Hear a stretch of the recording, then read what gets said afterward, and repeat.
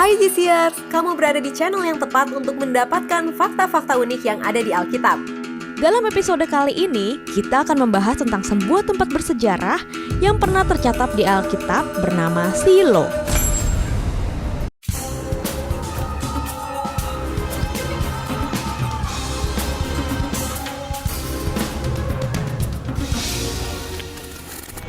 Shilo disebutkan pertama kali di dalam Alkitab, yaitu di Kitab Yosua dan pada Kitab Hakim-Hakim. Kota ini terletak di sebelah utara Betel, sebelah timur Jalan Raya Betel ke Sikem, dan di sebelah selatan Lebona di pegunungan Efraim.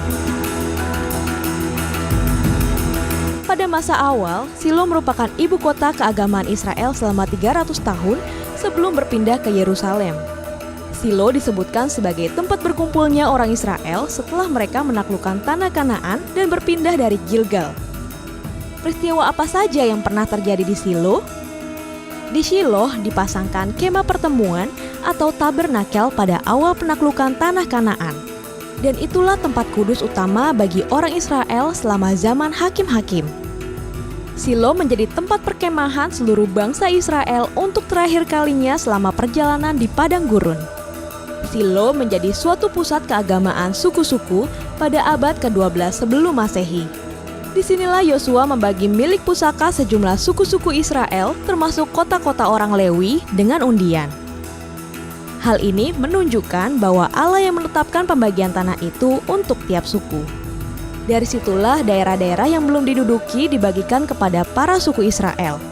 Ditentukan pula kota perlindungan dan kota-kota para imam. Kemah pertemuan berada di Shilo selama 369 tahun sampai tabut perjanjian dibawa pergi ke medan pertempuran di Ebenezer dan dirampas oleh orang Filistin di Afek.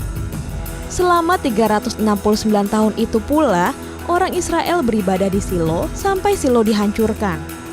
Di Shilo, bangsa Israel juga mengambil keputusan-keputusan untuk melawan suku-suku di sebelah timur Sungai Yordan.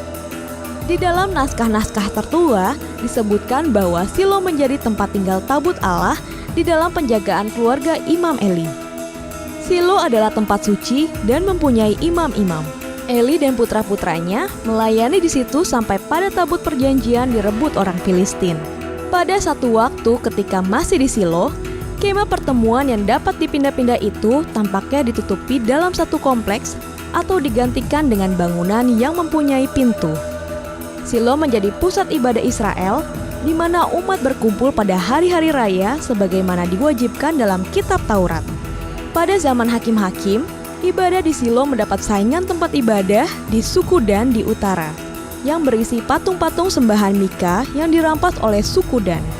Perayaan di Shilo juga menjadi ajang bagi 200 laki-laki suku Benyamin untuk mendapatkan istri di antara para gadis perawan suku-suku lain setelah suku Benyamin hampir punah akibat pertempuran Gibea.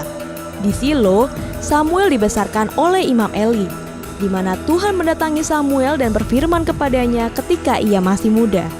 Ketika Israel berperang dengan orang Filistin dan terdesak, mereka membawa tabut perjanjian keluar dari kemah pertemuan di Shilo ke medan pertempuran.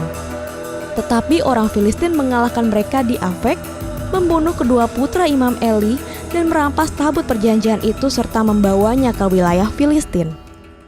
Saat mendengar kabar itu dari salah seorang pembawa berita, Imam Eli jatuh dan meninggal. Rupanya, satu pasukan Filistin terus maju menyerang Shilo dan menghancurkan tempat kudus itu.